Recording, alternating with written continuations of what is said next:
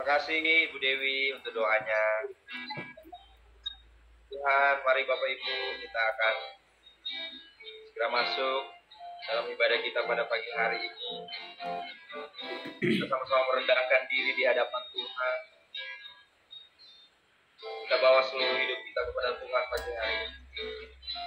Mari kita sama-sama merindukan Tuhan di dalam setiap kehidupan kita pagi hari ini. Jiwaku merindukanmu,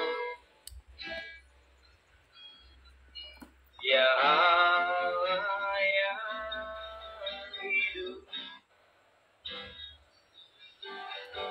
Jiwaku haus kepadamu, ya Allah yang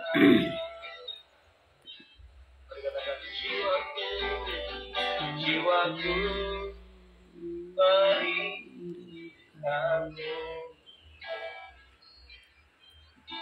ya Allah yang hidup. Jiwaku haus kepadamu, ya Allah yang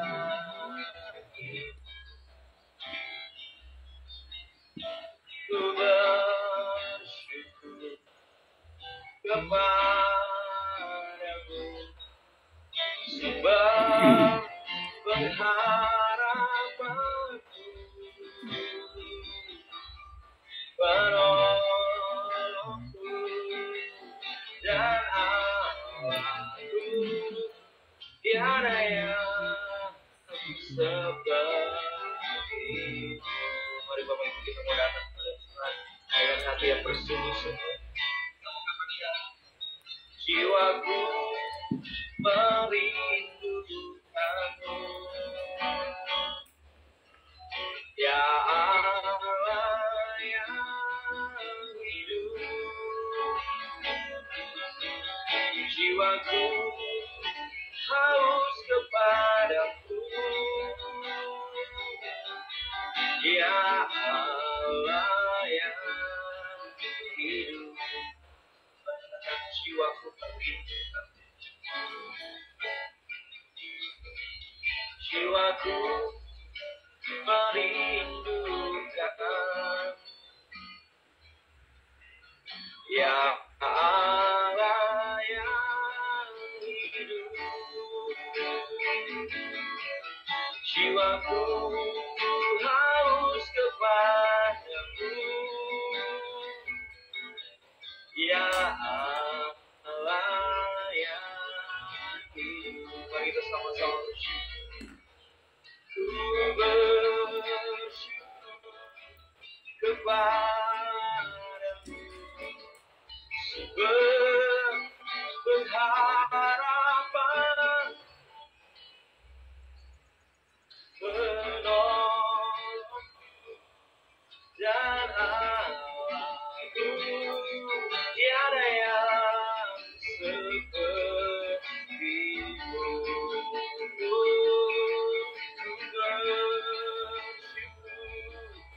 Kepadamu, sebab pengharapanku, penolongku, ya Allahku, tiada yang sepertimu. Kami mau datang bersyukur kepada-Mu, karena betapa bangganya kami memiliki Allah seperti Engkau. Terima kasih untuk segala cinta-Mu di dalam hidup kami, Tuhan. Terima kasih untuk kesetiaan-Mu di dalam hidup kami. Kami bersyukur untuk semua yang Tuhan sudah berikan di dalam hidup kami. Biar kami terus mengucapkan Engkau ya Tuhan di dalam kehidupan kami. Kita bersama-sama katakan lagu ini dari Allah. Jiwaku merindukanmu, ya Allah yang hidup. jiwaku haus kepadamu. Ya Allah, ya hidup. Katakan sekali lagi, jiwaku merindukan. Ya hidup. Jiwaku haus kepadamu. Ya Allah, ya hidup. Mari kita sama-sama bersyukur. Kita mau katakan bersyukur kepadamu. Sumber pengharapan penolongku. Ya aku tiada yang seperti. Mari bersyukur, bersyukur kepadamu. Berharapan penolong. Ya aku tiada yang sepertimu. Tiada yang sepertimu. Tiada yang sepertimu.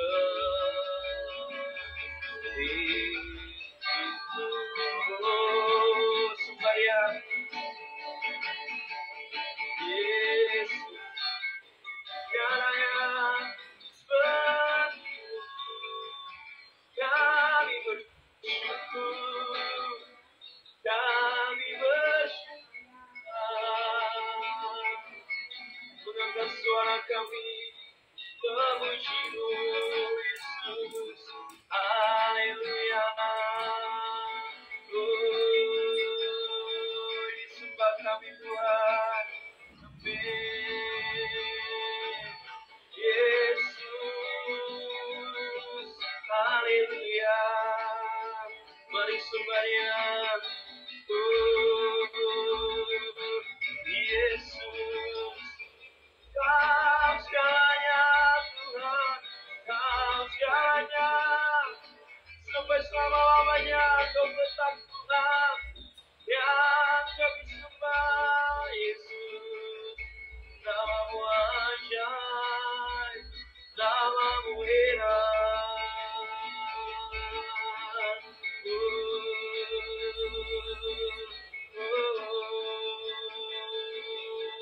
Haleluya, amin. Yesus, sembah Kau Allahku, Bapa dan sahabatku, yang pedulikan Yesus hidupku.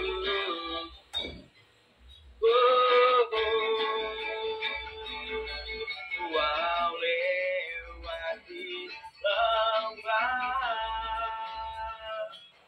aku tak ditinggalkan. Yesus kekuatan di hidupku. Ku sembah Kau Allahku, ku sembah Kau Allahku, Bapa dan sahabatku,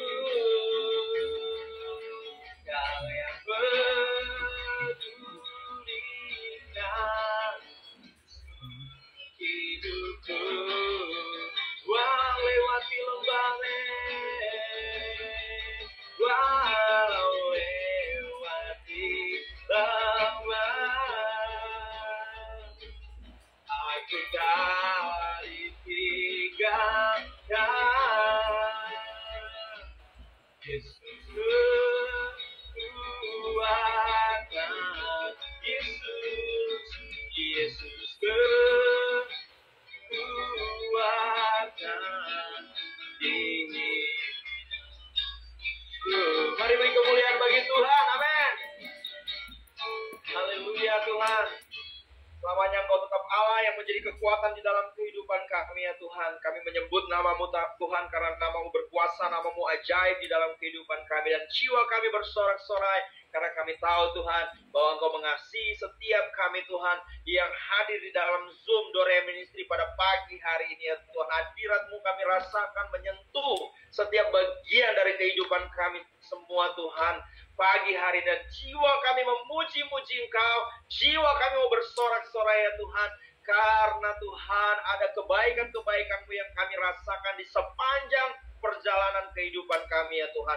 Terima kasih Bapa, terima kasih Tuhan, kami percaya pagi hari ini kuasa-Mu Tuhan menyertai setiap kami. Hanya di dalam nama Yesus kami siap bersukacita. Haleluya, haleluya. Amin. Puji Tuhan Bapak Ibu, bersemangat pagi hari ini, amin. Bersukacita pagi hari ini, amin, haleluya. Ya, mari kita mau bertepuk tangan semua. Kita percaya Tuhan ada bersama dengan kita pagi hari ini, amin. Lebih dari pemenang dalam segala perkara, iblis telah dikalahkan oleh kuasa darahnya. Jika Allah di pihak kita, siapa dapat melawan? Kita lebih dari pemenang. Mari kita bersyukur dan kita bersemangat, katakan. Lebih dari pemenang dalam segala perkara. Amin. Iblis telah dikalahkan oleh kuasa darahnya. Jika Allah di pihak kita, siapa dapat melawan? Kita lebih dari pemenang. Sama-sama katakan, haleluya. Kibarkanlah panjinya, Yesus Raja segala raja. Haleluya. Bangkitlah gerejanya, kita lebih dari pemenang. Amin. Mari bersemangat. Kita boleh katakan lebih dari pemenang. Amin. Lebih dari pemenang dalam segala perkara. Kita dikalahkan oleh kuasa darahnya. Jika Allah di pihak kita, siapa dapat melawan? Kita lebih dari pemenang. Katakan, haleluya. Kibarkanlah panjinya, Yesus Raja segala raja. Haleluya. Bangkitlah gerejanya, kita lebih dari pemenang. Mari kita sama-sama mau katakan, kita lebih dari pemenang. Kita lebih dari pemenang. Saya lebih dari pemenang. Saya lebih dari pemenang. Saya lebih dari pemenang. Saya lebih dari pemenang. Jika Allah di pihak kita, siapa dapat melawan? Kita lebih dari pemenang. Haleluya. Haleluya. Biarkanlah panjinya, Yesus Raja segala raja. Haleluya. Bangkitlah gerejanya, kita lebih dari pemenang. Saya lebih dari pemenang. Kita lebih dari pemenang.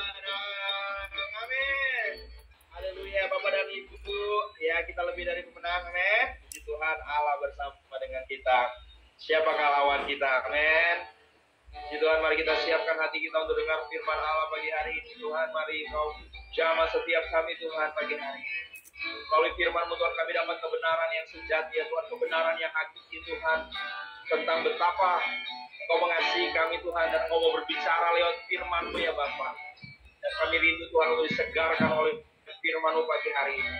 Terima kasih, sesurati kami semua Tuhan. Adalah kesempatan hidup ini untuk melayani Tuhan. Jangan sia-siakan waktu yang Tuhan. Hidup ini hanya sementara. Oh Tuhan, oh Tuhan, pakailah hidup selagi aku masih kuat.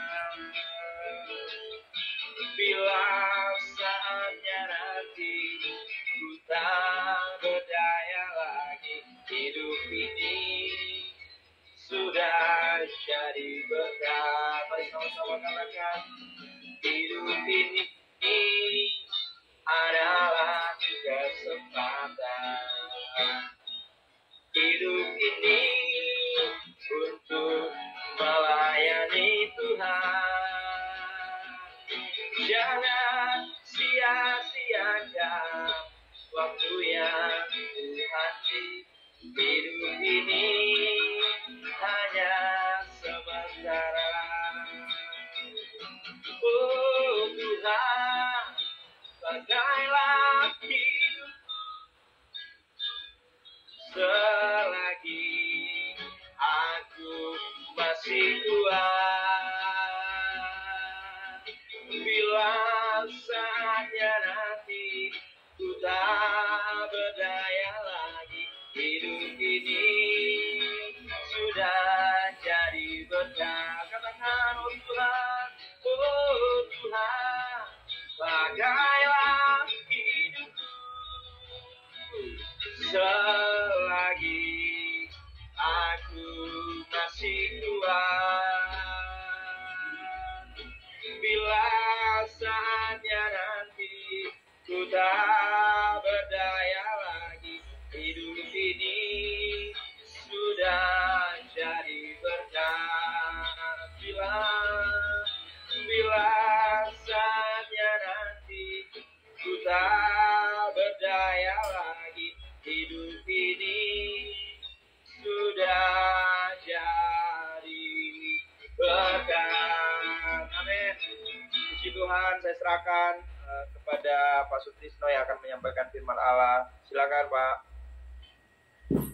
Oke, terima kasih Pak Nando atas puji-pujian yang luar biasa. Selamat pagi teman-teman dari Dorea Ministry. Apa kabarnya teman-teman? Luar biasa. Angkat jempolnya kalau luar biasa. Puji Tuhan. Ya. Oke, puji Tuhan, saya diberikan kesehatan pada pagi hari ini. Saya mau bersaksi sedikit ya di awal. Ya, sebenarnya saya akan ke Jakarta tuh rencananya tanggal 27. Ya, kenapa? Karena jalan dari Bandung ke Jakarta tuh, waduh, macetnya luar biasa kalau kita lihat di TV. Ya, tapi ya puji Tuhan, waktu kemarin tanggal 25, ya setelah tanggal 24 kita masih ngobrol-ngobrol sama Bu Hesti malam ya. Akhirnya tanggal 25 pagi saya lari pagi, keliling Bandung, lari pagi, bersemangat ya, sukacita, ada sukacita namanya sejahtera. Pulang, lihat mandi, terus lihat Google Map, iseng lihat Google Map ya. Pas lihat Google Map, ternyata jarak tempuh hanya 2 jam 1 menit Bandung Jakarta. Luar biasa nih. Langsung buru-buru kemas-kemas, naik mobil, langsung tancap gas menuju Jakarta. Ya, ternyata memang kosong. Tuhan itu luar biasa, menyediakan di luar apa yang kita pikirkan. Saya sampai Jakarta hanya 1 jam 35 menit, teman-teman. Itu semua karena kemurahan Tuhan. Jadi setelah panjang jalan terus saya naikkan puji-pujian. Itu luar biasa. Makanya apa yang tidak pernah dipikirkan, tidak ada dalam pikiran manusia, ya, itu semua disediakan Allah bagi kita. Mungkin kita berdoa dulu ya sebelum memulai. Puji syukur, terima kasih ya Bapa yang baik. Engkau Allah yang selalu setia memelihara kami dalam kehidupan kami sehari-hari. Engkau yang lebih mengenal isi hati kami ya Bapa. Isi hati pikiran kami yang terdalam, Engkau lebih mengetahui. Rancangan-rancangan-Mu adalah rancangan damai sejahtera, bukan rancangan kecelakaan bagi kami semua. Bapa, kami yakin dan percaya persekutuan pagi ini Kau sediakan anak-anak-Mu untuk datang menghampiri acara Zoom di pagi hari ini. Semuanya ini hanya karena kemurahan Tuhan dan hanya dari keinginan dan dorongan dari Roh Kudus yang daripada kami masing-masing. Bapa, berikanlah kami hati yang baru, Roh-Mu yang baru. Jauhkanlah kami dari hati yang keras, berikanlah kami hati yang taat. Berikanlah kami hati yang selalu mendukakan Engkau. Berikanlah kami setia dan taat padamu Bapa. Biarlah firman yang boleh diberitakan di pagi hari ini boleh menjadi kekuatan bagi kami, sehingga kami senantiasa boleh bersukacita di dalam segala hal, dan kami boleh membagikan berita Injil ini yang menjadi kekuatan Allah kepada teman-teman kami, dan kami dimampukan dengan pertolongan kuasa Roh Kudus untuk melakukannya sehingga memberikan buah-buah untuk kemuliaan nama-Mu. Terpujilah nama-Mu Bapa, sembunyikanlah hamba-Mu di balik salib-Mu. Biarlah Kau kuduskan semua peralatan Zoom ini dan semua lingkungan-lingkungan di luar. Kau bungkus dengan kuasa darah Yesus, agar firman yang ditaburkan tidak dicuri oleh si jahat, dan firman itu boleh bertumbuh subur di dalam hati kami masing-masing. Berikanlah kami roh hikmat, berikanlah kami roh pengertian, berikanlah kami takut akan Tuhan, dan selalu bersandar kepada pikiran Kristus. Dalam nama Tuhan Yesus Kristus, kami berdoa dan mengucap syukur. Amin. Pagi teman-teman, saya mencoba membawakan ya firman Tuhan di pagi hari ini yang terambil dari 2 Korintus 10 ayat 4 dan 5. Mungkin supaya lebih interaktif boleh saya dibantu ya oleh teman-teman. Mungkin Bu Alan boleh bacain, Bu Alan, dari 2 Korintus 10 ayat 4 dan 5. 2 Korintus 10 ayat 4 dan 5.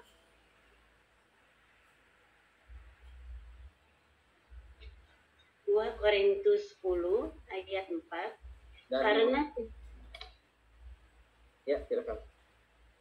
Karena senjata kami dalam perjuangan bukanlah senjata duniawi, melainkan senjata yang diperlengkapi dengan kuasa Allah, yang sanggup untuk meruntuhkan benteng-benteng.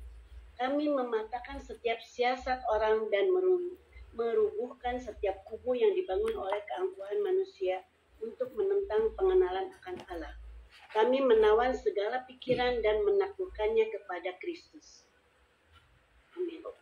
Terima kasih Bu Alan. Jadi sangatlah jelas ya firman Tuhan di pagi hari ini yang diambil dari 2 Korintus 10 ayat 4 dan 5. Ya, bahwa senjata kita ya adalah perjuangan bukanlah senjata duniawi. Ingat, digaris bawahi, bukan senjata duniawi.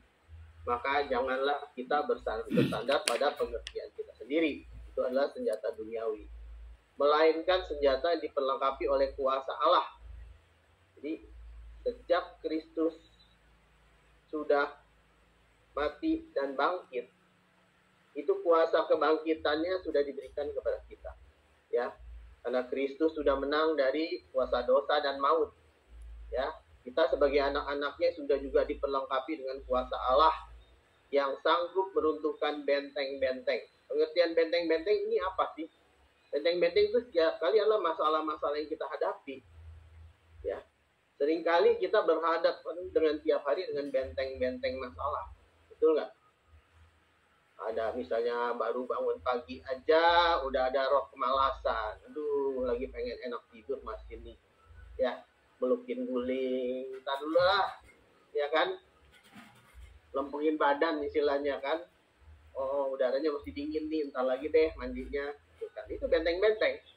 Atau pagi-pagi yang udah punya keluarga, anak udah sibuk. Ya, saya masih ingat, masih anak-anak masih kecil, wah itu luar biasa. Memang itu masa-masa yang senang ya, si anak-anak masih kecil, kita masih punya waktu untuk bermain dengan mereka. Tapi setiap kali kalau mau sekolah, waduh itu sibuknya luar biasa, minta ini, minta itu benteng-benteng. Tapi kan kita sebagai orang tua harus melayani dengan dengan hati yang gembira ya.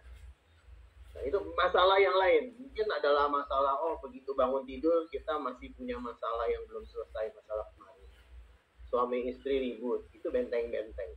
Gimana caranya? Nggak ngomong. Ya, sampai berhari-hari nggak ngomong. Bahkan tidurnya udah bisa ranjang. Itu banyak dialami. Ya. Itu adalah benteng-benteng. Ataupun masalah kerjaan, aduh males nih. Kan ada yang bilang, istilahnya, Thanks God is Friday. Itu waktu saya di Citibank dulu. Itu ada yang namanya Thanks God is Friday. Kita senang dong kalau udah ketemu Jumat. Kenapa? Karena besoknya libur. Betul nggak? Kayaknya beban-beban tuh udah lewat. Udah mau libur udah lah. Tinggal aja kerjaannya kita besok udah mikirin mau jalan-jalan kemana nih sama anak-anak sama istri. Makanya bilang Thanks God is Friday. Tapi ada juga di kebalikannya. Ada yang bilang I don't like Monday. Ya kan? Kenapa? Karena setiap hari Senin kita pasti udah mesti dapat beban kerja yang baru. Apalagi sekarang baru pulang liburan gitu. Wah, kemarin liburan enak banget ya. Jalan-jalan, bisa santai, leisure, ya kan? Lupain semua beban-beban kerjaan kita. Padahal itu kan semua sifatnya duniawi ya. Cuman sementara kita melepaskan, istilahnya kita break, istilahnya orang bilang tuh pit stop, ya kalau orang tuh lagi berlomba, ya kendaraan balap, ya itu pasti dia harus ada tempat-tempat pit stop ya teman-teman ya. Pit stop itu adalah tempat-tempat dia berhenti, nanti ada orang yang gantiin ban semua, ngecek semua mesin-mesin, dalam berapa menit harus cepat jalan lagi, karena kalau enggak dia kalah sama yang lain. Okay. Jadi kita berhenti sementara, tujuannya untuk ngecek semua. Ya, nah itu sama. Jadi seringkali kita menghadapi benteng-benteng ini yang menjadi bebannya kita. Ya. Yang kelima, kami mematahkan siasat orang-orang. Siasat orang-orang ini artinya apa? Logika kita. Kita selalu kalau punya masalah yang dipikirin selalu adalah secara logika dulu, harusnya begini ya, harusnya begini ya, kan? Tapi kita nggak coba datang kepada Tuhan, nggak coba datang kepada Tuhan untuk sujud kepada Tuhan, minta apa sih yang menjadi rencana Tuhan, ya. Nanti kita akan jelaskan lebih jauh. Itu namanya siasat-siasat, ya. Istilahnya siasat-siasat yang dibilang orang dan merubuhkan setiap kubu yang dibangun oleh keangkuhan manusia. Nah, ini digaris bawahi. Karena pada dasarnya manusia itu mempunyai sifat yang angkuh, ya kan? Aku maunya begini, pendapatku begini, pendapat kamu gimana? Jadi kamu lakukanlah apa yang menjadi pendapat. Ya, seringkali terjadi keributan baik di rumah tangga ataupun di kantor, terjadi perdebatan yang sengit. Ya. Karena masing-masing bertahan dengan prinsipnya sendiri, ya. prinsip aku benar, jadi kamu ikutin apa caraku, ya kan? Aku kan bosmu kan, kamu ikutin. Ataupun suami istri di rumah, seringkali kebalik nih, yang menjadi tuan di rumah adalah istri bukan suami. Padahal kan firman Tuhan udah bilang, hai istri tunduklah kepada suami, ya kan? Hai suami kasihilah istrimu. Nah, suami adalah tudung sebagai imam, ya kan? Ingat waktu kejatuhan Adam dan Hawa di dalam dosa, begitu Adam makan buah pengetahuan baik dan jahat, itu belum terjadi apa-apa. Padahal yang pertama, Hawa, ya kan? Hawa itu kena tipu daya iblis kan. Awalnya tipu muslihat iblis, terus dia terjerat masuk ke dalam dosa, sehingga dia masuk tipu daya iblis. Ya kan? Iblis kan sifatnya hanya mempengaruhi pikiran kita, ya kan? Dia nggak bisa merebut hati kita. Dia mulai dari pikiran. Makanya tadi siasat-siasat, ya kan? Pikiran, ya kan? Sehingga dia menimbulkan keangkuhan. Engkau kalau makan buah pengetahuan baik dan jahat akan menjadi seperti Allah, tahu segala-galanya. Sehingga Hawa makan tuh, petiklah buah pengetahuan baik dan jahat. Waktu Hawa makan, itu nggak terjadi apa-apa. Tapi begitu Hawa kasih ke Adam, begitu Adam makan, barulah terjadi sesuatu. Ya, mungkin ada teman-teman yang bisa volunteer, Ibu Evi yang kelihatan di layar saya, apa yang terjadi waktu Adam makan? Halo, Bu Evi, bisa dibuka mute-nya? Kita belajar firman bersama-sama ya. Nggak kedengeran ya, Bu Evi? Ada siapa lagi sini? Ada Ibu Moren. Ibu Moren gimana ya? Oke, mungkin Bu Evi bisa buka mute-nya? Bentar. Oh ya. Mereka mengetahui kalau mereka dalam keadaan telanjang. Iya, betul sekali. 100 untuk Ibu Evi. Jadi gini, awalnya bukan mereka. Jadi begitu dimakan buah pengetahuan baik dan jahat, Adam langsung mengetahui bahwa mereka telanjang dan dia takut. Dan lihat Tuhan berjalan di Taman Eden, langsung mereka bersembunyi. Lalu Tuhan cari, kemana Adam? Adam, di mana engkau? Ya kan? Adam bilang dia bersembunyi karena dia takut. Jadi dosa mengakibatkan orang itu menjadi takut. Makanya suami adalah tudung.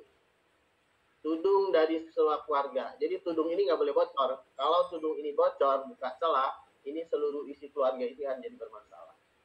Ya, ini cerita mengenai kenapa sih istilahnya handphone saya ketutup.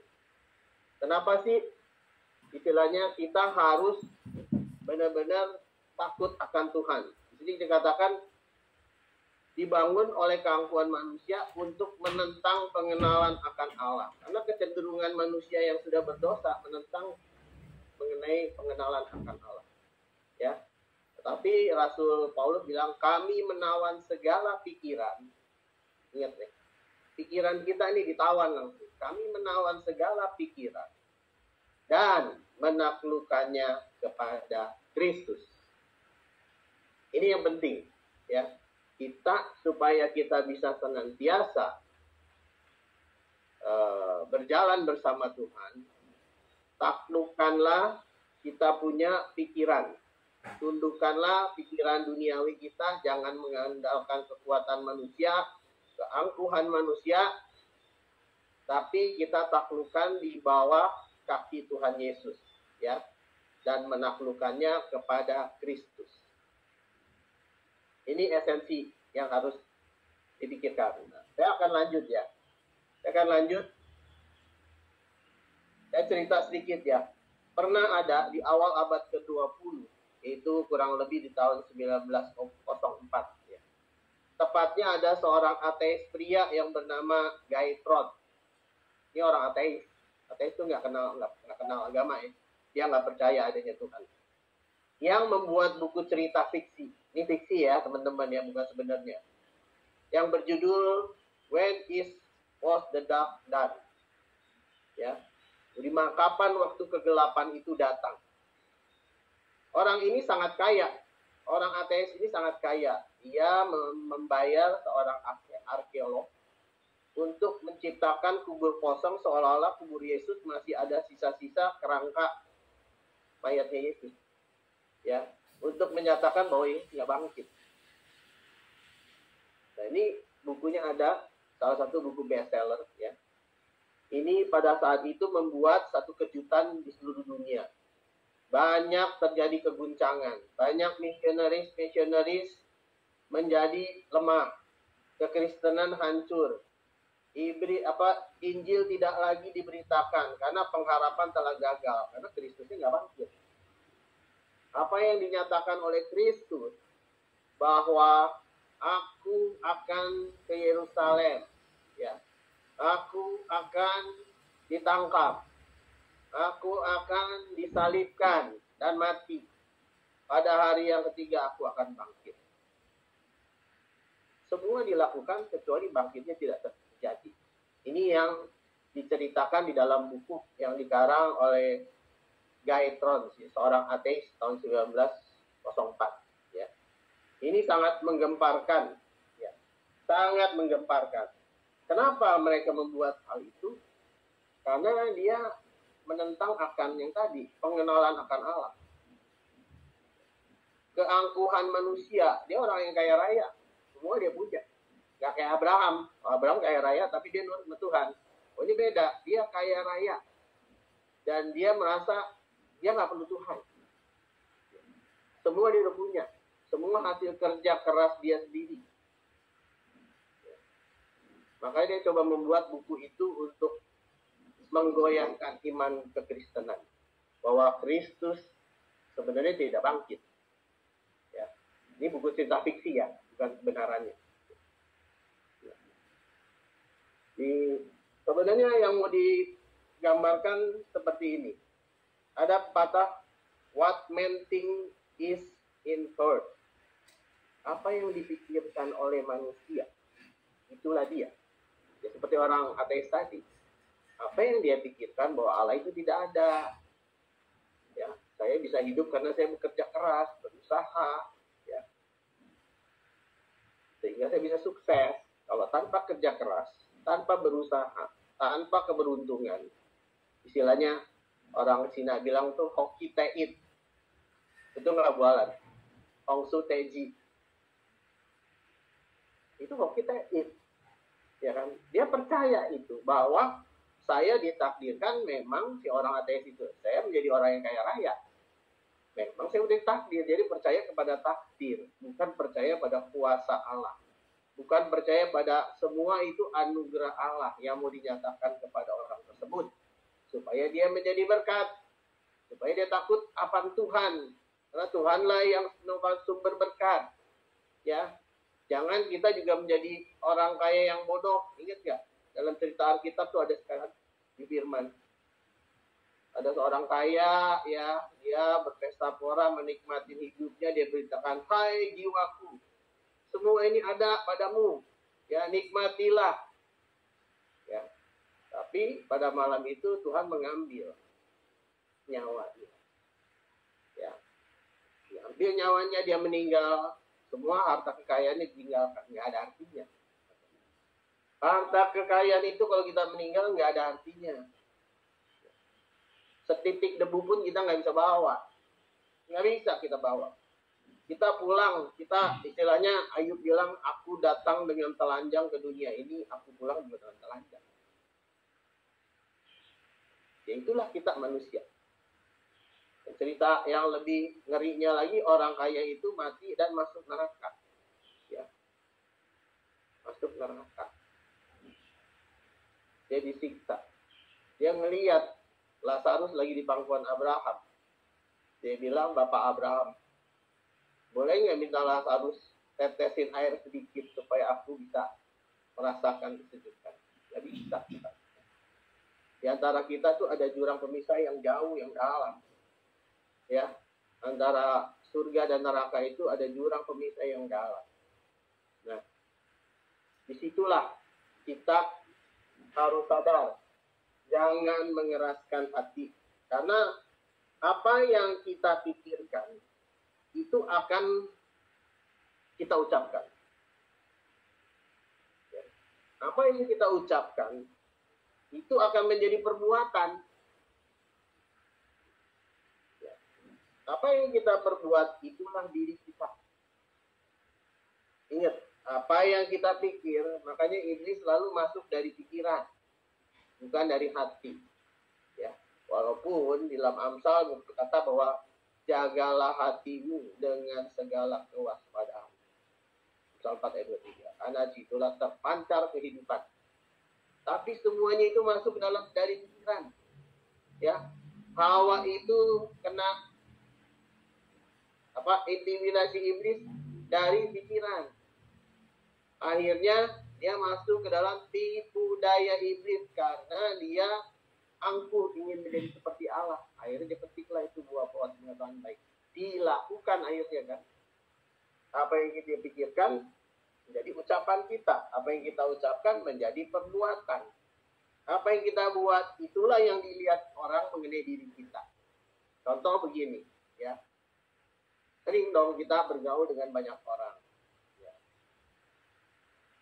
Seringkali kita melihat, oh orang ini begini ya karakternya, orang itu betul lah. Oh saya nggak suka nih sama ini karena dikit-dikit dia sering kritik atau dikit-dikit dia sering gosip. Ke gereja sih ke gereja gitu ya, pulang gereja habis lagi makan ngegosip. Ya, kamu tahu nggak cerita sini? Sini tuh ternyata begini loh, gini. Karena kuping kita kan panas, capek ya, benar?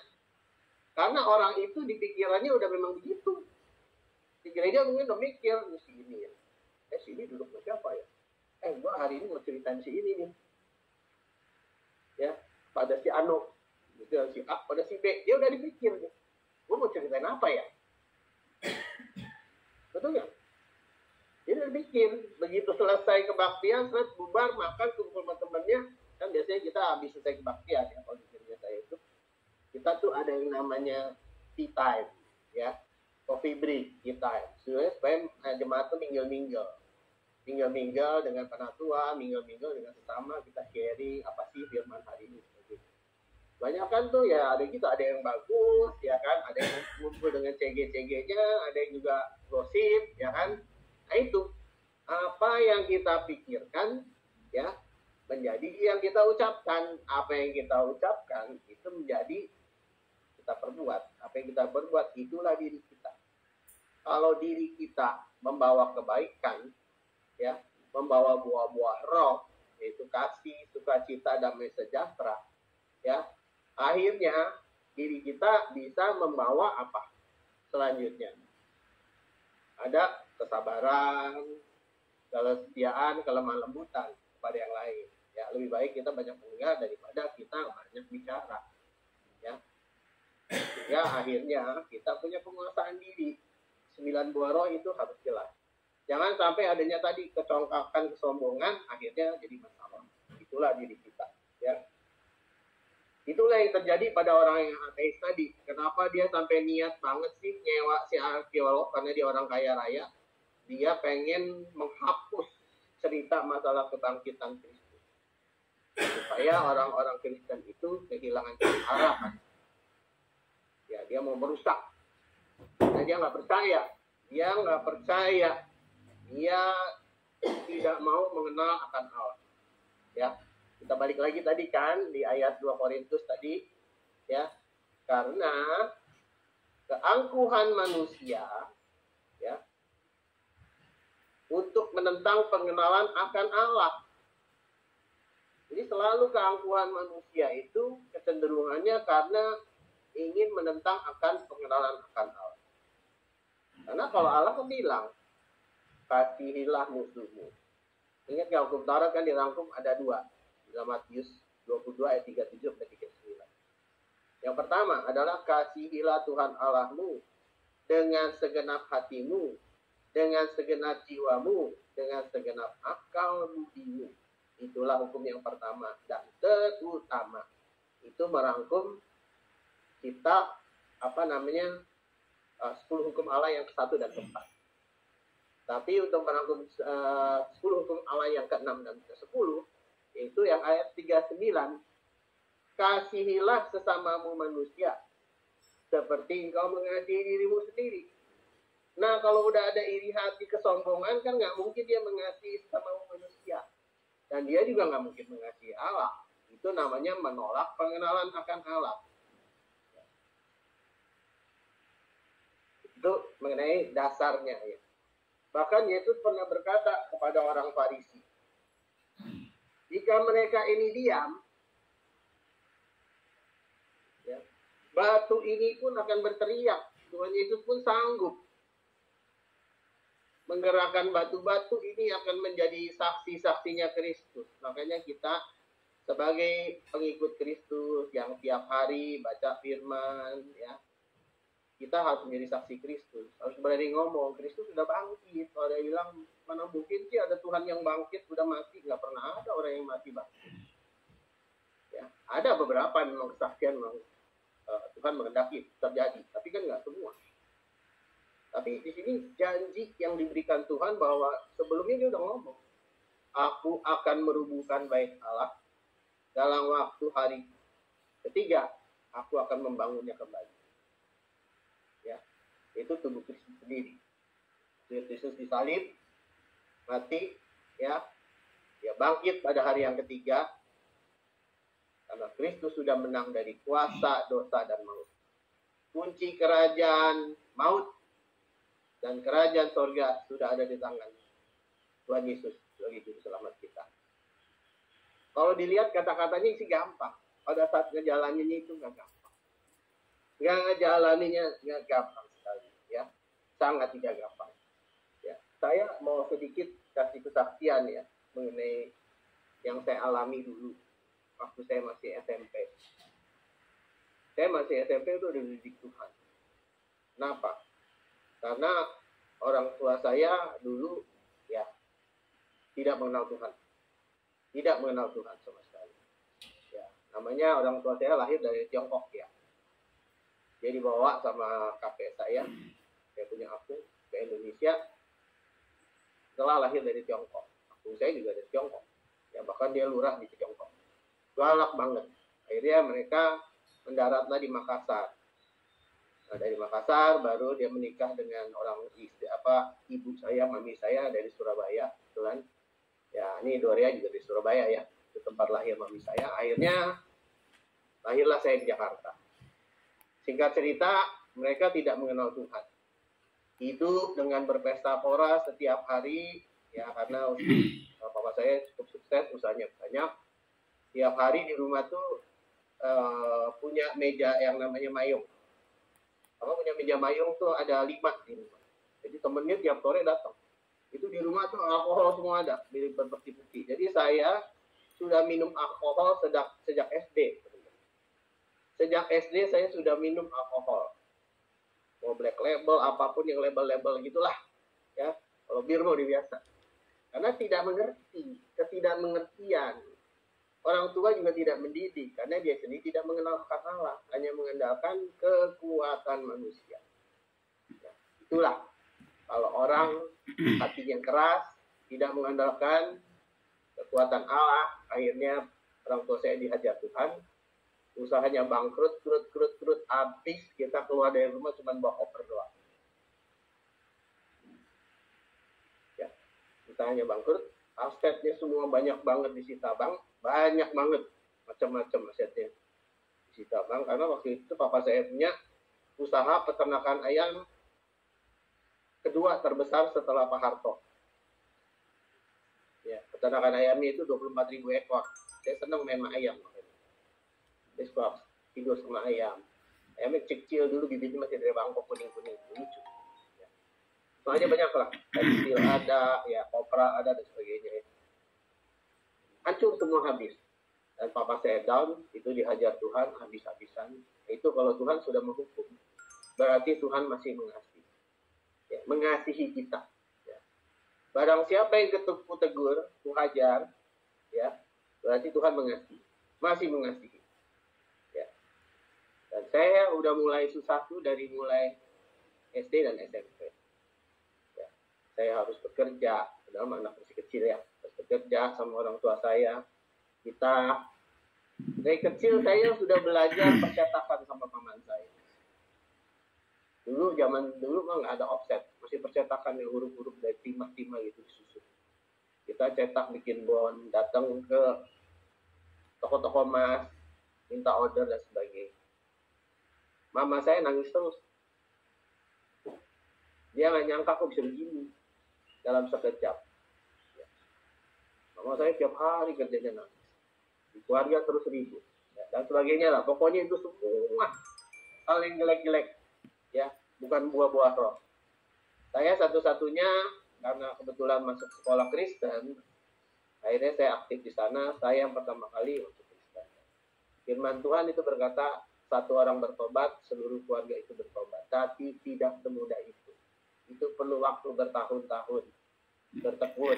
Ya, saya sampai diusir dari rumah, suruh bawa pakaian, tinggalnya di gereja. Memang gereja bisa kasih makan. Mama saya nangis, ya, dan sebagainya. Akhirnya saya pergi, terus akhirnya papa saya mulai juga sadar, dan saya boleh pulang lagi ke rumah. Saya tidur di rumah teman lah, istilahnya, dan gereja. Ya, walaupun saya harus diusir, dan sebagainya, ya. Itu semua harga yang harus dibayar. Ya.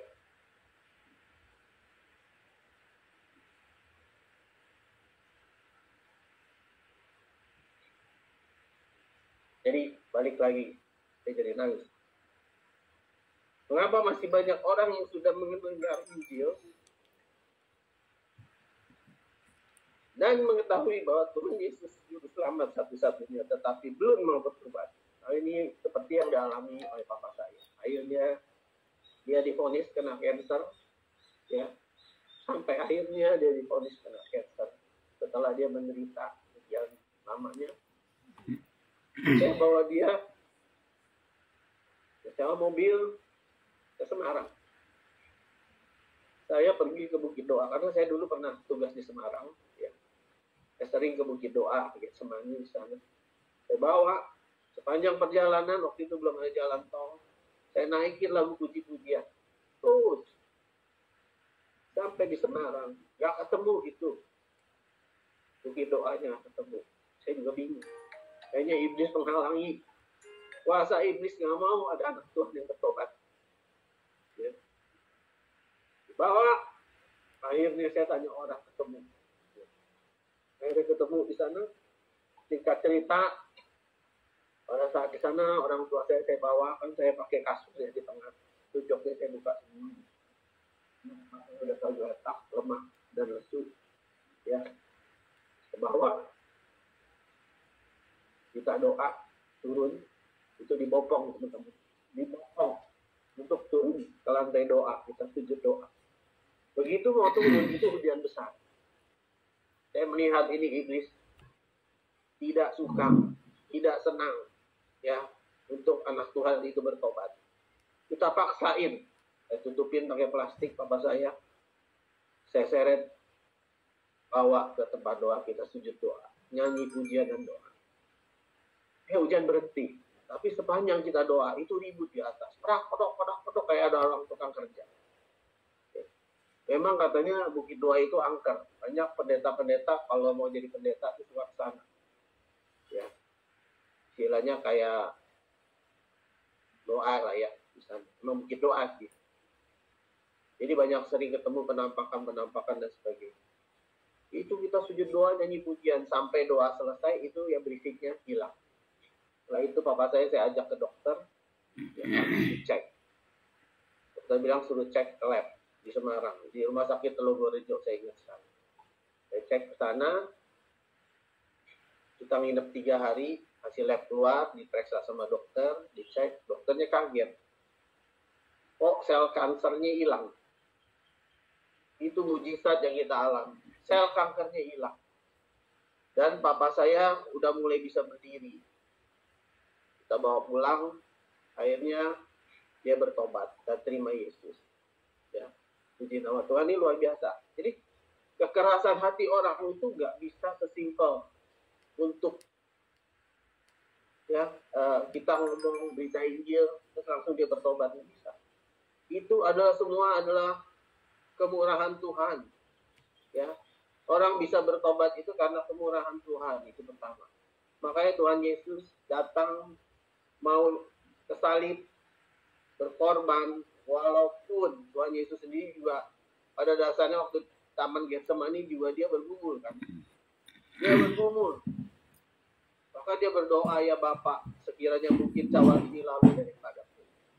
Ya. Peluhnya itu kalau kita lihat seperti titik-titik darah. Yang kalau peluh udah seperti titik darah, bagaimana sakitnya ya, painnya. Itu pasti sakitnya luar biasa. Maksudnya stresnya luar biasa. Nggak mungkin kalau orang nggak stresnya luar biasa, peluhnya bisa seperti darah. Ya nggak? Kalau kita lari aja kan kita happy, ya peluhnya ya air lah, keringet. Ini peluhnya seperti darah, berarti pembuluh darahnya juga udah ada yang pecah. Karena stresnya luar biasa. Tapi Tuhan Yesus mau jalankan itu karena dia mengasihi kita. Karena dia tahu manusia itu nggak bisa selamat. Nggak mungkin.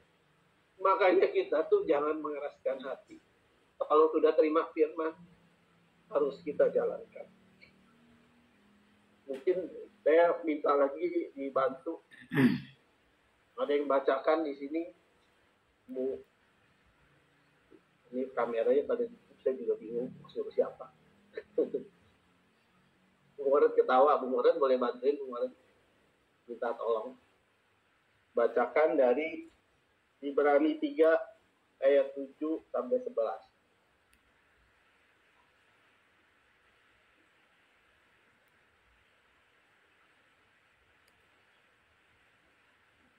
Ibrani 3 ayat 7 sampai 11.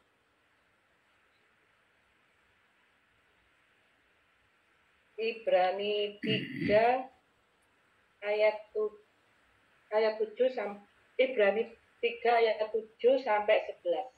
Ya. Sebab itu, seperti yang dikatakan Roh Kudus, pada hari ini, jika kamu mendengar suaranya, janganlah keraskan hatimu seperti dalam kegeraman pada waktu pencobaan di padang gurun, di mana nenek moyangmu mencobai aku dengan jalan menguji aku. Sekalipun mereka melihat perbuatan-perbuatanku 40 tahun lamanya. Itulah sebabnya aku murka kepada angkatan itu dan berkata, selalu mereka sesat hati dan mereka tidak mengenal jalanku. Sehingga aku bersumpah dalam mukaku, mereka tak akan masuk ke tempat pemberhentianku. Ya, terima kasih. Jadi jelas sekali ya. Kalau kita mendengarkan firman, jangan cuma masuk kiri keluar kanan. Ya. Jangan sampai kejadian seperti papa saya waktu itu. Untungnya papa saya masih diberikan waktu. Dia sembuh dan dia bertobat, dia rajin banget ke gereja. Bahkan ke gereja tuh naik sepeda. Naik sepeda. Dulu bos naik mobil, turun naik mobil, ada supir. Dia naik sepeda, dia ke gereja. Setiap pagi dia ke pasar. Ya, papa saya kan suka masak, makanya juga saya suka masak. Dia taruh, dia masuk, dia pergi ke gereja pagi-pagi. Naik sepeda. Papa saya dikasih umur panjang 5 tahun lagi. Ya, walaupun setelah itu kansernya kambuh lagi. Ya, akhirnya papa saya pulang ke rumah bapak di surga. Tapi saya udah senang. Karena berhasil menyelamatkan dia, membawa dia bertobat. Oh, saya ceritain perjuangannya panjang sekali sih. Mungkin waktunya nggak cukup. Ya, perjalanannya nggak sesimpel ini. Terus saya ingat dari mulai SMP ya. SD kelas 6 saya. Sampai apa itu bertobat waktu saya sudah kuliah. Sudah mau selesai kuliah. Itu kalau dihitung berapa tahun? Ya, kita terus dukung doa. Ya, itu lama sekali, puluhan tahun. Ya. Nggak mudah. Kalau orang yang sudah mengeraskan hati, ya. Karena waktu itu saya nggak banyak kenal dengan doa dan pelayanan lainnya, ya. Pelepasan juga saya nggak kenal. Ya, jadi ya kita hanya mengenalkan doa. Terus doa sama Tuhan minta. Ya, setiap hari doa, naikin pujian. Benar yang Bu Hesti bilang kemarin. Ya, kita thinking, talking, ya kan, declaration, to declare, dan to sing. Itu di atas puji-pujian tuh kuasa Tuhan turun. Ya, kuasa Tuhan tuh ada di dalam puji-pujian. Itu betul sekali. Makanya sekarang kita yang sudah tahu, sudah mengenal firman, ya, janganlah ya kita mengeras-keraskan hati seperti dalam kegeraman pada waktu pencobaan di padang gurun, di mana nenek moyangmu mencobai aku, menguji aku. Ya. Jangan sampai akhirnya Tuhan murka, ya kan? Itulah sebabnya aku murka kepada angkatan itu dan berkata, mereka sesat hati, mereka tidak mengenal jalanku. Sehingga aku bersumpah dalam murkaku, mereka tak akan masuk pada tempat jalan. Ya, jangan sampai kita jadi seperti orang kaya yang bodoh. Ya. Akhirnya dia masuk ke neraka dan dia minta juga kepada Bapak Abraham, boleh nggak kirim orang untuk ngasih tahu saudara-saudaraku yang lain supaya bertobat. Pak Abraham bilang percuma katanya. Orang-orang datang pun juga saudara-saudaramu tidak akan bertobat, karena anakmu juga akan bertobat. Karena tuduhnya sudah mengeratkan hati. Kecuali kutuk itu dipatahkan, harus ada pelepasan. Jadi kita sebagai bapak itu tuduh. Begitu tudungnya nggak bagus, rusak, bawahnya semua rusak. Jadi harus ada pelepasan. Ya, itu makanya pentingnya pelepasan, kutuk dipatahkan dan sebagainya, sehingga anak-anaknya bisa dimenangkan kembali. Ya. Nah, ada tiga prinsip, ya. Kenapa sih yang mendasar kepada kehidupan manusia? Pertama adalah krisis keberadaan. Ya. Apa sih itu krisis keberadaan? Pemahaman tentang siapa sih keturunan Abraham. Ini yang selalu dibahas oleh orang Farisi. Ya. Keturunan Abraham yaitu mereka merasa orang Yahudi itu merasa lebih karena dia adalah bangsa perjanjian, keturunan Abraham. Kalau kita tuh bukan, ya. Karena secara genetis mereka adalah keturunan Abraham yang berhak mewarisi janji-janji Allah. Ya, kita dibilang orang kafir. Ya. Bahkan kalau mereka bilang tuh kita orang kafir, orang najis, dan kita diumpamakan seperti anjing. Ya, orang bukan Yahudi diumpamakan seperti anjing. Ya. Masih ingat kan ada orang wanita Siro Venesia yang datang kepada Tuhan. Ya. Minta roti. Ya. Tuhan bilang apa? Kau tidak berhak makan roti yang disediakan buat anak-anak Abraham. Karena iman yang luar biasa, seorang wanita Siro dia bilang apa? Aku tetap akan makan dari remah-remah yang jatuh. Ya, imannya luar biasa. Dari remah-remah yang jatuh, dia akan makan. Karena roti itu adalah kehidupan. Tuhan bilang, akulah roti hidup. Barang siapa yang makan daripadaku, ia tidak akan mati selama-lamanya. Ya, itu roti adalah roti kehidupan.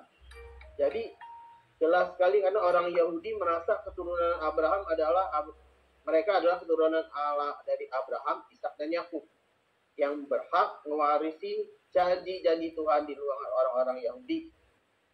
Padahal jelas Tuhan Yesus berkata, Sakeus pemungut cukai itu juga anak Abraham. Ya mungkin teman-teman bisa baca di Lukas 19 ayat 8 dan 9. Kenapa sih mereka takut? Karena mereka punya kesombongan. Ya. Orang-orang Yahudi itu punya kesombongan bahwa dia ini adalah bangsa yang besar, bangsa perjanjian. Kita ini orang kafir. Sekarang kenyataannya di dunia pun juga sama. Ya, di dalam komunitas juga banyak. Komunitas gereja-gereja juga banyak hal seperti itu. Jadi saya nggak mau sebut lah ya. Kita akan alami dia ada kelompok-kelompok yang membuat kelompok. Dia menganggap lebih rohani, yang ini kurang rohani, yang ini tidak rohani. Padahal Tuhan tidak mau seperti itu. Tadi firman-Nya bilang, kasihilah sesamamu manusia seperti dirimu sendiri. Ya, kalau kita benar-benar mengasihi diri kita sendiri, ya lakukanlah itu firman. Ya, lakukanlah segala sesuatu untuk kemuliaan Tuhan, bukan untuk manusia. Jadi Tuhan mau. Makanya krisis keberadaan yang pertama kali harus dimengerti. Jadi jangan angkuh bahwa kita ini orang yang mulia, yang agung, yang kudus. Tuhan tidak suka.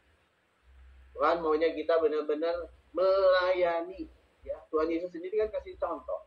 Aku datang ke dunia ini bukan mencari orang yang apa? Ada yang kejawab. Aku ke dunia ini bukan mencari orang yang sehat. Aku mencari orang yang sakit untuk melayani. Aku datang untuk orang yang berdosa. Ya. Anak manusia datang di dunia ini bukan untuk melayani orang yang sehat, tapi orang yang sakit. Sakit jiwanya. Ya, yang perlu disembuhkan. Agar dia berbalik. Satu orang bertobat. Di surga itu malaikat Tuhan bersukaria. Ya. Ingatkan kembali lagi tadi 2 Korintus 5 ayat 10. Keangkuhan manusialah yang menentang pengenalan akan Allah. Itulah krisis keberadaan karena manusianya yang angkuh. Menutup diri. Ya, sehingga menolak akan pengenalan akan Allah. Walaupun firman diberitakan, bertahun-tahun dia nggak mau bertobat. Karena dia merasa dia bisa jalan kok.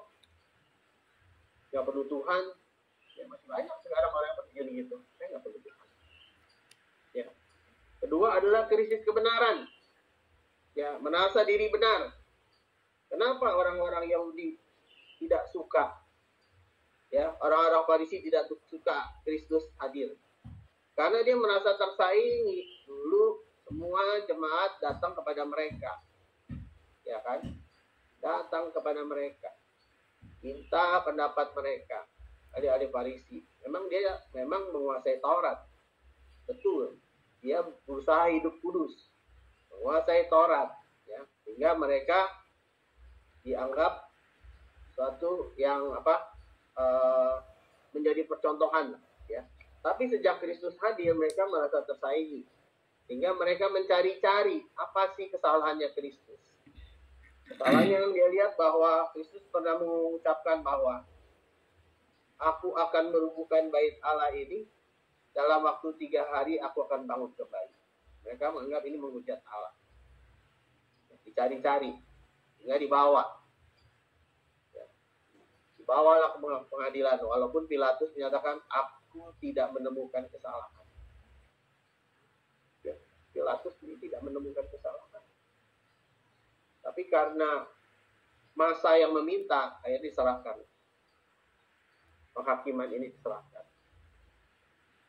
Ya. Jadi mereka melihat di orang-orang Yahudi ini masih melihat bahwa Kristus Mesias yang hadir itu akan sebagai raja. Karena memang Yesus itu kan gelarnya Imam, Nabi, dan Raja. Imam, Nabi, dan Raja. Jadi mereka menginginkan Kristus hadir itu sebagai raja nanti. Itu pengendapan kitab Wahyu. Bahwa nanti setelah masa kekaisaran besar, masa 1000 tahun Tuhan akan turun bersama orang kudusnya sebagai raja, memerangi kejahatan. Itu yang mereka nantikan. Bukan Mesias yang ada sekarang. Tapi walaupun begitu mereka takut. Makanya kuburnya Yesus dijaga supaya tidak bangkit. Tapi kuasa Yesus bisa mengalahkan maut. Pada saat kita bisa buktikan, pada saat penyalipan Yesus jam 3 siang, ya, itu terjadi gempa bumi yang dahsyat kan, firman-Nya. Tidak pernah terjadi selama ini. Tirai bait Allah terbelah 2, sehingga tidak ada lagi pemisah antara pelataran ruang kudus, ruang maha kudus. Kita bisa langsung bertemu dengan Tuhan di ruang maha kudus. Asal kita mau hadir, datang sujud. Dulu kan harus lewat namanya imam-imam Lewi. Ya. Orang-orang Yahudi itu dia hanya bisa di pelataran, nggak bisa masuk ruang kudus, apalagi ruang maha kudus. Ya, ruang bait Allah kalau kita baca. Tapi sejak Kristus disalibkan, tirai bait Allah terbelah dua, tidak ada lagi pembatas. Kita langsung bisa face to face bicara sama Tuhan. Ya, seperti itu. Jadi Yerusalem baru adalah pemulihan umat Tuhan dari dosa melalui kematian Kristus di kayu salib dan bangkit pada hari yang ketiga sebagai jalan untuk memperdamaikan kembali dengan Allah.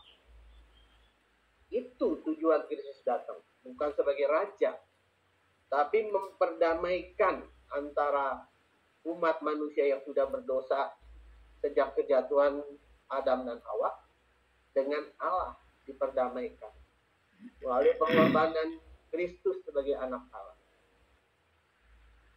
Karena mereka kecewa, kok Kristus datangnya seperti ini, bukan sebagai raja. Ya. Bahkan mati di salib, begitu selesai mati di salib, bahkan rasul-rasul, murid-murid Yesus ketakutan. Makanya di Alkitab tuh kalau kita melihat ada 365 kata takut. Berarti, maksudnya janganlah takut. Berarti setiap hari Tuhan udah kasih tahu. Karena Tuhan tahu manusia itu pada dasarnya takut. Ya, takut. Karena dosa adalah ya takut tadi. Yang seperti Adam takut. Karena dia lihat dia telanjang. Ya kan? Sejak jatuh dalam dosa kan takut. Ya. Saya nggak mau perpanjang ini ya. Nanti panjang. Krisis yang ketiga adalah krisis nilai. Mereka merasa menolak apa berharga yang berasal dari Allah. Lebih menghargai apa yang berasal dari logika manusia, hati dan pikiran mereka. Pemulihan Yerusalem yang diharapkan adalah Kristus datang sebagai raja, bukan sebagai juru selamat yang harus disalibkan dan mati. Makanya penting kebangkitan Kristus itu. Kalau Kristus tidak bangkit, ya sia-sialah pengharapan kita. Ya, kalau kita lihat krisis nilai hidup sekarang di zaman anak-anak sekarang banyak dilanda. Waktu kemarin saya liburan ke Korea, saya datang ke gerejanya Yonggi-cho. Sengaja saya sempatkan datang. Luar biasa. Ya, itu yang dibilang kebaktiannya itu rame banget, Polistadium itu luar biasa. Ya. Tapi saya tidak melihat banyak anak muda di sana. Saya tanya, sebenarnya berkemana ya? Saya tanya ke tour leader di sana, saya ngobrol, ya begitulah. Ya. Anak-anak muda tuh sudah jarang mau ke gereja. Jarang sekali mau ke gereja. Mereka sibuk dengan mencari uang. Mencari pendidikan yang setinggi-tinggi mungkin. Ya, mencari hikmat dunia, hikmat manusia. Ya, mereka menunjukkan keberhasilan itu diukur oleh harta. Keberhasilan itu diukur oleh jabatan. Keberhasilan itu diukur oleh uang. Itu yang ada. Ya, generasi sekarang benar-benar krisis nilai hidup, krisis akan pengenalan akan Tuhan. Ya, kalau kita lihat di dalam Hosea 4 ayat 6 mungkin kalau teman-teman baca, ya, Tuhan bilang istilahnya generasi ini udah generasi lost generation. Inilah tugas kita harus merangkul mereka kembali karena krisis nilai hidup sudah terjadi. Ya. Mereka udah mencintai uang, tidak lagi ada kasih, ya. Itulah yang terjadi di dunia ini. Oke? Ada 3 krisis, yaitu krisis keberadaan, krisis kebenaran, dan krisis nilai hidup. Ya. Oleh sebab itu pentingnya Kristus bangkit. Kalau kita baca dalam 1 Korintus 15 ayat 14 sampai 18, saya bacain aja ya. Tetapi andai kata Kristus tidak bangkit, maka sia-sialah pemberitaan kami dan sia-sialah juga kepercayaan kamu. Itu yang tadi, yang diharapkan oleh orang ateis tadi, dia bikin itu. Supaya menyatakan bahwa Kristus tidak bangkit. Padahal itu bohongan. Terus, dan jika Kristus tidak bangkit, maka sia-sialah kepercayaan kamu dan kamu masih hidup dalam dosamu. Ya, karena nggak mungkin kita bisa menjalankan hukum Taurat, perintah Allah, nggak mungkin. Ya, hanya melalui Kristus kita bisa selamat. Jadi Tuhan Yesus bilang, akulah jalan kebenaran dan hidup. Itu jelas. Tidak seorang pun. Jadi bukan ada seorang gitu. Tidak seorang pun datang kepada Bapa kalau tidak melalui aku. Makanya pusat kita adalah Kristus yang bangkit, yang menangkan kekuasaan dan maut. Demikianlah binasa juga orang-orang yang mati di dalam Kristus. Jadi percuma kalau Kristus nggak bangkit. Ya, kalau benar Kristus tidak bangkit, makanya sia-sialah. Makanya murid-murid Yesus awalnya juga tidak percaya. Dia mengurung diri, berkumpul, mengurung diri. Mereka takut dianggap sebagai pengikut Kristus, takut diadilin, ditarik, ya kan. Petrus pun juga menyangkal kan 3 kali bahwa tidak mengenal Kristus. Dan ayam berkokok, dan dia menangis, ya, dia menyesali, ya. Jadi Paulus berkata, kita harus menempatkan pivot iman Kristen kita pada fakta Kristus yang bangkit, ya. Walaupun saat sekarang mungkin dalam kehidupan kita tidak mudah. Apalagi kita banyak mendengar perusahaan-perusahaan yang PHK karyawan. Di Amerika juga banyak sekali perusahaan yang tutup, ya. Banyak sekali keluarga yang mengalami finansial yang tidak baik sampai saat ini. Keluarga yang berantakan. Suami istri cerai, baru kawin menikah nggak sampai 5 tahun sudah cerai, ya. Dia bilang nggak seperti dulu katanya waktu pacaran. Ya, kan anak-anaknya Tuhan, gitu kan. Anak melawan orang tua, sakit penyakit yang sudah dalam critical illness statusnya. Seperti yang dialami papa saya waktu itu. Cancer stadium 4. Tapi bisa sembuh kalau kita mau datang kepada Tuhan. Semua itu karena anugerah Allah. Nah, Tuhan memberikan waktu untuk bisa bertobat, ya. Jadi fokus kita harus tetap kepada iman percaya kepada Kristus yang bangkit, ya, yang telah mengalahkan kuasa maut, ya. Mungkin itu firman yang saya bagikan. Saya mau rangkumkan sedikit, ya, bahwa keyakinan iman kita itu benar-benar keyakinan dari anugerah kebangkitan Kristus sebagai cukup bukti bahwa Tuhan menepati janjinya, yaitu bangkit pada hari yang ketiga. Sehingga jawaban itu lebih dari cukup. Makanya ada lagu yang berkata, Christ is enough for me. Christ is enough for me. Ya, sudah lebih dari cukup. Yang kehidupan kita, yang pergumulan kita, yang hanya sementara di bumi. Karena setelah kematian kita akan bangkit bersama Kristus di surga mulia. Ya. Jadi keyakinan iman bukan karena kita dapat kesehatan 100% kalau pengikut Kristus. Ya. Tuhan nggak pernah janjikan kamu sehat 100%. Bukan hidup tanpa sakit. Jadi kalau orang sakit, bukan dia berdosa, bukan. Karena kemuliaan Tuhan yang dinyatakan. Ya, setiap orang tuh ada panggilannya. Bukan doanya yang 100% dijawab oleh Tuhan, bukan, ya. Bukan kenyamanan, kemewahan, keamanan dan tidak ada masalah. Justru Paulus sejak mengikut Kristus banyak masalah. Dulu waktu dia sebagai mengejar orang Kristen, dia nggak ada masalah. Jabatan dia tinggi. Tapi sejak dipanggil Kristus, mengikut Kristus justru banyak masalah dia. Ya. Bukan karena keluarga atau suami istri yang baik, harmonis, anak yang baik, keuangan lancar. Bukan, Tuhan tidak menjanjikan. Bukan pada pelayanan gereja yang rajin, bukan pada persembahan, tapi kepada Kristus yang bangkit. Ya. Oleh sebab itu, tadi Panado menyanyikan, karena dia hidup ada hari esok. Ya, pakailah hidupmu untuk memuliakan Tuhan. Jadi kesimpulannya bahwa bagi kita hanya anugerah Allah yang bisa membuatkan orang itu bertobat. Bukan karena usaha manusia. Ya, jangan mengandalkan kekuatan dan pikiran manusia. Hanya anugerah Allah. Ya, ada orang yang sudah sampai critical illness di rumah sakit, ya kan, didoakan. Karena kebetulan pendeta itu pernah datang dan dia mengeraskan hati, sama ya, orang ini nggak punya agama. Tapi begitu dia dengar suara pendeta itu, dia bilang, Pak Pendeta, knalpotnya rusak lagi ya. Karena dia bengkel knalpot. Padahal statusnya udah critical illness dan dia di ruang ICU.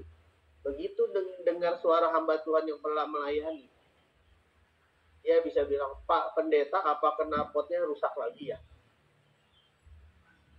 Nah, itulah didoakan dan dia pegang tangan pendeta.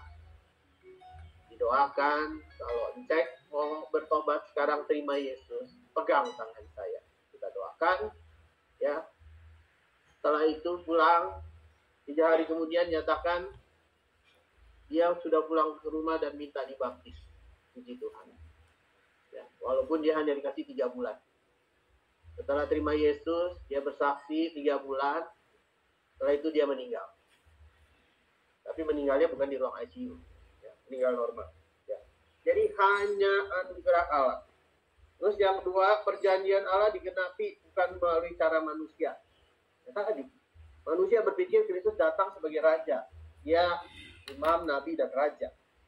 Semua murid Yesus mengharapkan Kristus datang sebagai raja kemuliaan yang menghancurkan semua kuasa maut, kuasa iblis di bumi. Ya, murid-murid Yesus mengharapkan ingin duduk di sebelah kiri kanan Tuhan Yesus, sudah berebut.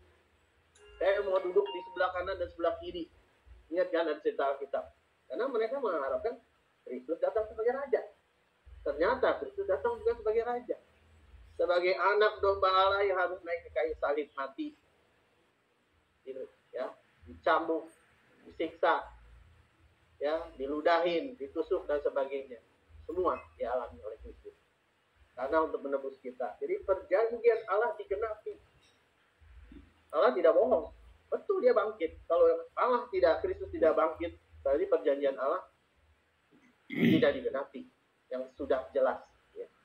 Ketiga, kasih Allah tidak bergantung kepada situasi. Kasih Allah setiap saat kita bisa terima. Ya. Karena memang kasih itu sudah diberikan sejak Kristus naik ke kayu salib. Ya. Makanya Tuhan bilang dalam Wahyu 3 ayat 20. Aku berdiri di muka pintu sambil mengetuk. Ya. Tuhan terus mengetuk nih orang yang belum bertobat pintu hati ini. Buka dong, gitu kan. Kalau Bugem bilang kalau pintu nggak dibuka, mau dobrak juga. Ya kan? Jangan kali. Ya. Makanya jangan pasang palang pintu. Teman-teman. Udah pasang palang pintu itu mengeraskan hati. Ya.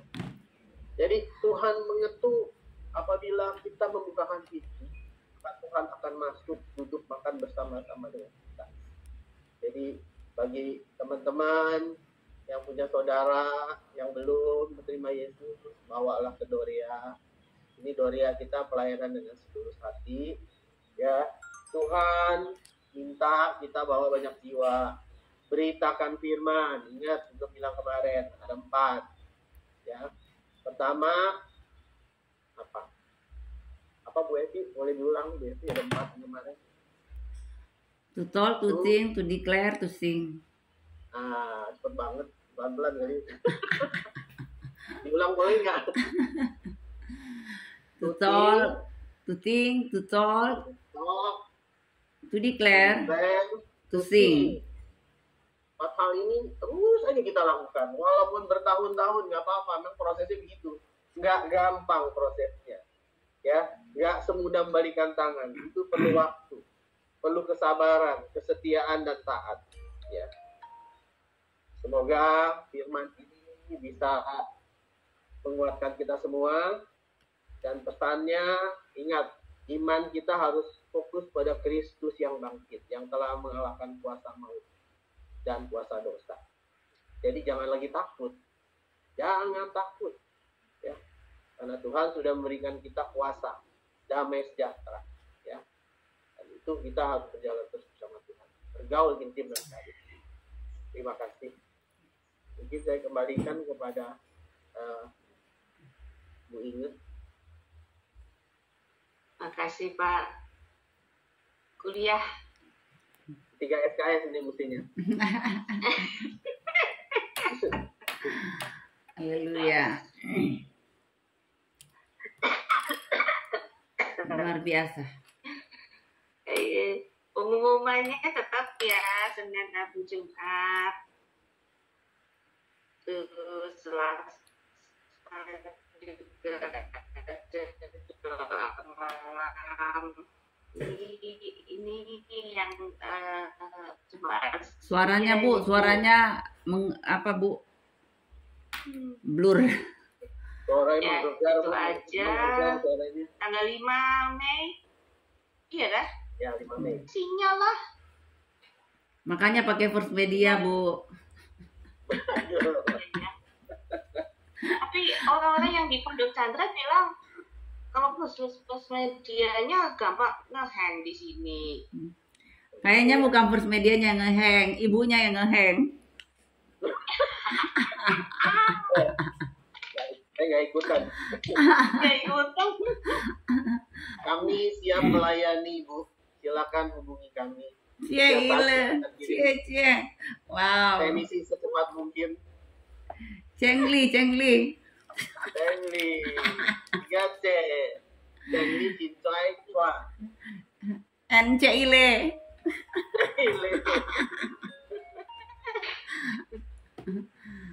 Oke, yang di Bandung tanggal 5 ya. Tetap kami berharap tidak jemu-jemunya mengundang teman-teman yang saudara. Boleh dikirim ke Dorea Ministry Bandung. Kami siap melayani dengan setulus hati. Amin. Terima kasih Pak, hari ini luar biasa 3 SKS. Ya, puji Tuhan, dahsyat luar biasa. Dan semalam dari jam 7 malam sampai jam 12 malam tetap dengan Zoom Dorea Ministry. Haleluya. Pak, terima kasih untuk pengajaran firman hari ini, membuat saya ikut mewek-mewek saudara. Haleluya. Luar biasa. Pak Sutrisno bikin nangis kita pagi hari ini. Ya, haleluya. Saya percaya Tuhan pakai Pak Sutrisno lebih dahsyat lagi dalam pelayanan pekerjaan Tuhan. Maju terus and never give up. Itu Pak Pit, katanya Tuhan berkati Pak Sutrisno. Haleluya. Terima kasih Pak Pit. Ya, kita segera tutup ibadah kita di dalam doa. Mari kita angkat satu pujian. Bila kau izinkan sesuatu terjadi. Silakan Pak Nando.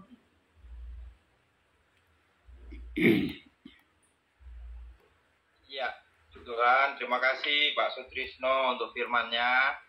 Sungguh memberkati kita semua ya, puji Tuhan. Tadi Pak, saya mau tanya tadi Pak, yang judul bukunya apa Pak ya, sebelum kita tutup. Agak kurang jelas tadi. Yang ateis tadi Pak. Yang ateis itu judul bukunya ini, When is the Dark Was Done. When is the dark was done ya. Iya. Penulisnya siapa Pak? Ini seorang ateis namanya Gaytron. Ada PDF-nya di itu Pak ya, di internet. Nanti saya cariin Pak ya, saya kirimin. Ya, makasih Pak ya. Soalnya Makasih, ini ada Pak. kait khotbah saya besok juga. Ya, Ya. terima kasih Pak. Saya dapat inspirasi hari ini. Puji Tuhan ya. Terima Amin. kasih Pak Sutrisno. Sekalian Pak kirim ke saya dan ini resep makanan miswa ya. Waduh. Jangan cuma buku Pak, resep buku juga, resep Boleh. masakan. Amen. Oke, mari Pak Nando. Tuhan pasti yang terbaik, walau kadang tak mudah dimengerti, lewati cobaan ku tetap percaya pasti yang terbaik. Tuhan pasti yang terbaik.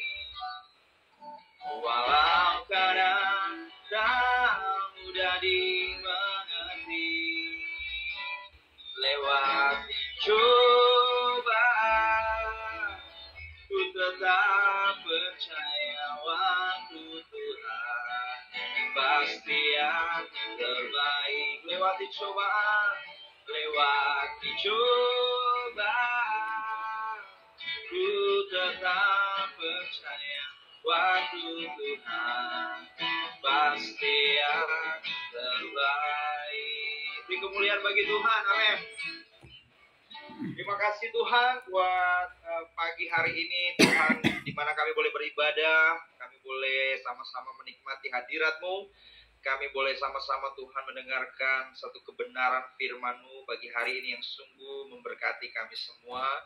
Bagaimana Tuhan, apapun Tuhan teori-teori yang dibangun oleh manusia untuk Tuhan mencoba meruntuhkan iman percaya kami kepadamu, kami harus tetap berpegang pada kebenaran firman Tuhan bahwa Engkau Allah ada, Engkau hidup Tuhan, Engkau bangkit Tuhan, dan Engkau Tuhan sedang berada di kerajaan-Mu Tuhan, menyediakan tempat bagi kami semua orang-orang yang setia kepadamu Tuhan, menanti-nantikan janji-Mu ya Tuhan, dan suatu hari kelak kami akan bertemu muka dengan Engkau, karena seperti firman-Mu pagi hari Engkau telah menghancurkan selubung itu ya Tuhan, sehingga kami dapat bebas masuk Tuhan untuk menikmati hadirat-Mu, dan kami mau hidup lebih lagi di dalam Engkau, dan kami mau Tuhan jadi teladan, jadi berkat bagi banyak orang ya Tuhan. Terima kasih Bapa, terima kasih Tuhan Yesus yang baik. Engkau berkati Pak Sutrisno ya Tuhan yang sudah berbagi firman pada pagi hari ini ya Tuhan, mengenai kisah pertobatannya Tuhan, kisah bagaimana Tuhan boleh menyelamatkan hidupnya bersama dengan orang tuanya. Sungguh sangat memberkati kami semua. Kami percaya Tuhan bahwa itu juga menjadi bagian dari kehidupan kami yang sedang bergumul, mungkin untuk orang tua kami, bergumul untuk anak kami Tuhan yang belum percaya kepada Yesus, bergumul untuk saudara kami atau siapapun itu ya Tuhan, untuk kami tetap memiliki keyakinan di dalam Injil ya Tuhan, bahwa suatu hari kelak Tuhan, orang-orang yang kami doakan, orang-orang yang Tuhan sedang kami gumulkan Tuhan, mereka akan menjadi percaya kepadamu sebagai Tuhan dan Juru Selamat. Terima kasih Tuhan, terima kasih ya Bapa. Beri kami hati yang Tuhan mau menyampaikan kebenaran Injil, kebenaran firman-Mu kepada orang-orang yang belum mengenal Kristus, sehingga Tuhan banyak orang boleh percaya kepada Kristus melalui kehidupan kami ya Tuhan.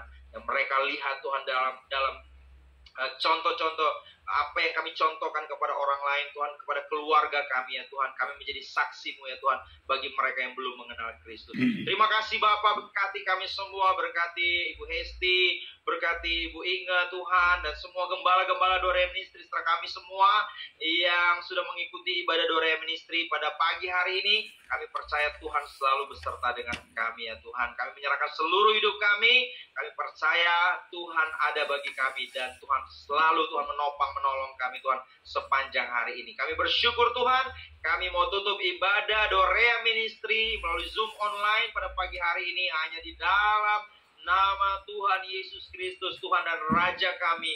Kami berdoa, haleluya. Mari angkat tanganmu di hadapan Tuhan, dan biarlah kiranya berkat, sukacita, damai, sejahtera, kekuatan, penghiburan daripada Allah Roh Kudus akan terus menyertai hidupmu mulai hari ini sampai kedatangan yang kedua kali Dia mendapati engkau taat dan setia kepadanya, dan Dia akan bawa engkau masuk di dalam kerajaannya, hidup kekal bersama dengan Dia sampai selama-lamanya, menerima mahkota kehidupan. Terimalah berkat Tuhan ini hanya di dalam nama Tuhan Yesus Kristus. Setiap kita yang percaya sama-sama katakan amin. Tuhan memberkati kita semua.